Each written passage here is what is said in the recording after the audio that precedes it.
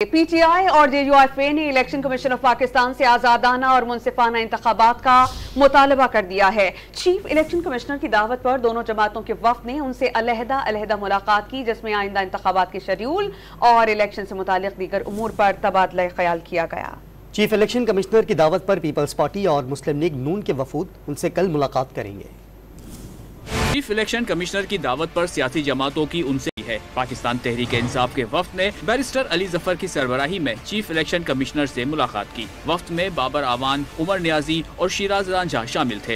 Election commission की जानिब से मुलाकात में सेक्रेटरी इलेक्शन कमीशन, मेंबरान और इलेक्शन कमीशन के हुक्काम ने शिरकत की। मुलाकात में इलेक्शन कमीशन और पीटीआई वफ्द के दरमियान इलेक्शन के शेड्यूल और शफाफ इंतखाबात पर मुशावरत हुई। मुलाकात के बाद मीडिया से गुफ्तगू में बैरिस्टर अली जफर ने कहा कि सबके लिए लेवल प्लेइंग फील्ड होनी चाहिए।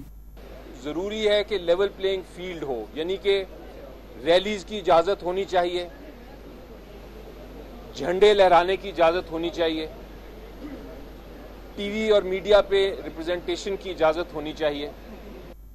जेयूआईएफ के वफ्द ने भी मौलाना अब्दुल गफूर हैदरी की क़यादत में चीफ इलेक्शन कमिश्नर से मुलाकात की। मौलाना अब्दुल गफूर हैदरी ने मीडिया को बताया कि उन्होंने इलेक्शन कमीशन से कह दिया है कि वो साफ और शफाफ इंतखाबात चाहते हैं। हमने इस बात पे भी जोर दिया कि इलेक्शन कमीशन ऐसे इक़दामात करे